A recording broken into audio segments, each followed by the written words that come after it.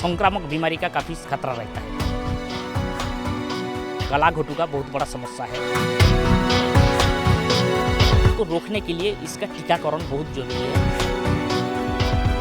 इंसान का जैसे मलेरिया टाइप का बीमारी होता है, तो इसमें पशुओं में भी थाइलेरिया बहुत ज़्यादा होता है। बरसात के मौसम में पशुओं को भी रोग का खतरा बढ़ जाता है। गाय भैंस की अगर बात करें तो उन्हें भी कई तरह के रोग होते हैं। इसकी वजह से जहां पशु परेशान होते हैं, वहीं दूसरी ओर जो पशुपालक हैं उनको भी नुकसान का सामना करना पड़ता है। आज हम आपको बताएंगे कि इस मौसम में किस तरह के रोग का खतरा होता है और इनसे कैसे इन पशुओं को बचाया जा सकता है।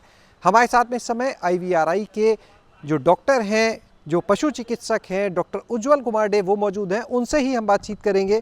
डॉक्टर साहब, बरसात का मौसम जो है उसमें सबसे ज़्यादा खतरा गाय भैंस को क्या रहता है? क्योंकि जो लोग डेयरी फार्मिंग से जुड़े हैं उन्हें इसकी वजह से काफ़ी नुकसान भी होता है। इसमें जो बरसात का टाइम में मेन जो समस्या होता है, इसमें एक जो संक्रामक बीमारी का काफ़ी खतरा रहता है। जो गाय भैंस का बात करेंगे तो उसमें गला घोटू का बहुत बड़ा समस्या है। अगर कोई पशु को टीका नहीं कराया जाए तो इस टाइम में आपका गला घोटू का संक्रमण बढ़ जाता है। तो गला घोटू में क्या होता है, जो गर्दन का जाएगा नीचे वो सूजन आ जाता है और मुंह खोल के सांस लेता है बहुत तेज़ी से, और उसको तुरंत ट्रीटमेंट हम नहीं देंगे तो उसमें काफ़ी मौत हो जाता है। तो इसको प्रतिरोध करने के लिए पहले है, जब सिम्टम दिखाई देगा तो जल्दी से जल्दी पशु चिकित्सक के पास, नज़दीकी जो पशु चिकित्सक है उनके पास पहुंचाया जाए और उसको ट्रीटमेंट दिया जाए। लेकिन उसको रोकने के लिए इसका टीकाकरण बहुत ज़रूरी है। टीकाकरण जैसे हर 3 महीने के ऊपर जो पशु होता है, गाय भैंस जो भी हो, तो उसको 3 महीना से 4 महीने के अंतर उसको पहले गला घोटू का टीका लगाना जाता है। फिर उसको साल में एक बार करके लगाना बहुत ज़रूरी है। दूसरा है, उसमें मुँह पका खुर का भी संक्रमण होने का बहुत चांस रहता है। तो वो मुँह पका खुर पका कभी भी हो सकता है। तो इसीलिए उसको भी बचाने के लिए हम लोग मुँह पका खुर पका का टीकाकरण करने के लिए किसान को हम लोग प्रोत्साहित करते हैं। सो मुँह पका खुर पका का टीकाकरण करने के लिए उनको, वो भी जो पशु 4 महीना और 5 महीने के उम्र हो जाता है तो उस टाइम में पहले वैक्सीनेशन कराते हैं। और मुँह पका खुर पका में विशेष ध्यान देना चाहिए, जो साल में 2 बार देना बहुत ज़रूरी है। एक होता है मार्च अप्रैल में, दूसरा होता है सितंबर अक्टूबर में। तो उसमें पशु वो जो मुँह पका खुर पका और गला घोटू से वो प्रोटेक्ट रहता है। सर, अगर हम बात करें इस बरसात के मौसम में आप लोग के पास जो केस आते हैं इस पशु चिकित्सालय में, सबसे ज़्यादा गाय भैंस से जुड़े हुए कौन से केस आते हैं? गाय भैंस में इस मौसम में ज़्यादा जो आता है, जैसे कीड़े का समस्या होता है, जो जैसे गर्मी होता है, बारिश होता है, जो ह्यूमिड होता है, तो उसमें किलनी का भी समस्या होता है।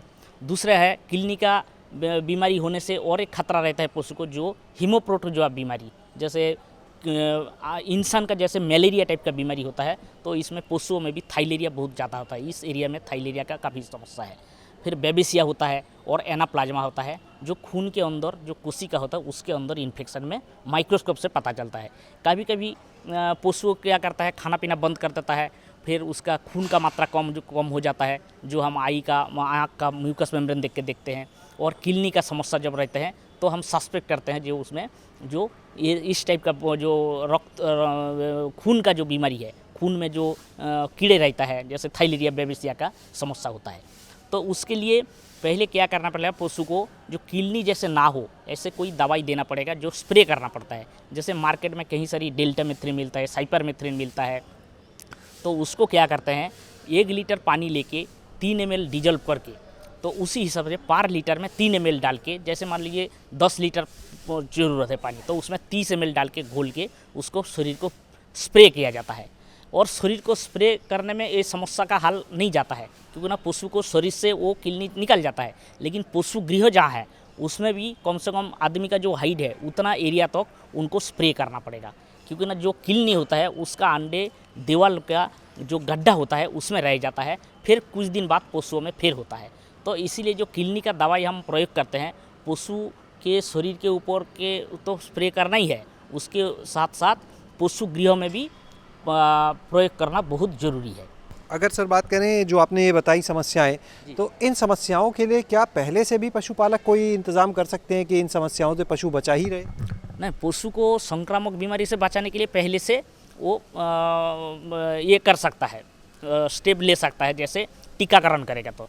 लेकिन किडनी जो होता है जनरली जो गर्मी का टाइम में जो मानसून का टाइम में जो हॉट ह्यूमिड क्लाइमेट होता है तो उसमें ज़्यादा होने की वजह से उसको नज़र रखना पड़ेगा। पशुओं में तो हो नहीं रहा है, जब होगा तब तुरंत उसको अप्लाई करना पड़ेगा जो दवाई। तो उसमें क्या होगा, जो बेबेसियोसिस, थाइलेरियोसिस, एनाप्लाज्मोसिस होने का चांस बहुत कम होता है।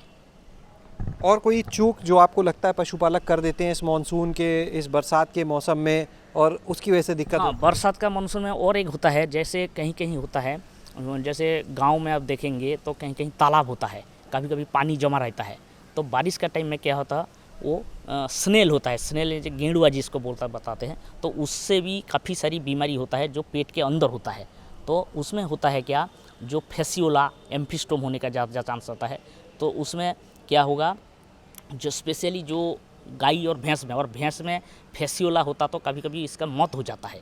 और उसमें पशु का ग्रोथ ठीक से नहीं होता है, दूधारू पशु दूध नहीं देता है ठीक से, और उसका शरीर देखेंगे और नज़र करेंगे तो गांव में भी, तो वो पेट में काफ़ी, पेट का साइज काफ़ी बड़ा हो जाता है।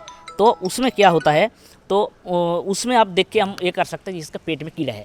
तो इसीलिए पेट में कीड़े का कम करने के लिए मानसून का पहले भी कहीं सारी एंथेलमेंटिक दवा है पेट के, जो एंडोपेरासाइट बताओ, उसको कम करने के लिए, उससे शरीर का प्रतिरोधक क्षमता बढ़ाने के लिए, जो जैसे वार्म पेट में ना हो, इसीलिए बहुत सारी दवाई मिलता है। लेकिन उसको सटीक डोज में जो पशु चिकित्सक है तो उसमें सलाह परामर्श लेके उसको प्रॉपर डोज में उसको देना बहुत ज़रूरी है।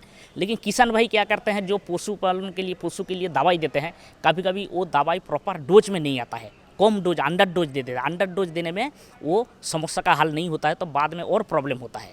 और दूसरा बात ये कहना चाहूँगा, जब पशु को कीड़े का दवाई दिया जाए, पशु को साल भर में कम से कम 3 से 4 बार, हर 3 से 4 महीना देना पड़ेगा। क्योंकि ना पशु, हमारा जो गांव में जो पशु रहता है वो बाहर चरने जाता है, तो उसमें कई सारी कीड़े का समस्या होता है, जैसे बारिश के भी टाइम में। तो साल में 3 बार कम से कम दवाई प्रॉपर डोज में दिया जाए। और जो दवाई एक बार देंगे उसको सेम दवाई को बार बार नहीं दिया जाए, उसमें कई सारी ग्रुप का दवाई मिलता है, उसको चेंज कर करके देना पड़ेगा। तो पेट में जो कीड़ा होता है उसका प्रतिरोध माने जो रेजिस्टेंट पावर कम हो जाता है। बहुत बहुत शुक्रिया सर बात करने के लिए। तो आपने यहाँ पर सुना डॉक्टर उज्जवल डे को, जिन्होंने बताया कि अगर बरसात के मौसम में जो पशुपालक हैं, जो किसान हैं, अगर वो लापरवाही करेंगे तो जो गाय भैंस उन्होंने पाली है उसकी मौत तक हो सकती है। ऐसे में ज़रूरी है कि उनके टीकाकरण पर तो ध्यान दें, साथ में पशुओं की निगरानी भी लगातार करते रहें। कुछ अलग सा दिखे तो तुरंत पशु चिकित्सक से संपर्क करें और उनको प्रॉपर इलाज दें। शैलेश अरोरा, गाँव जंक्शन।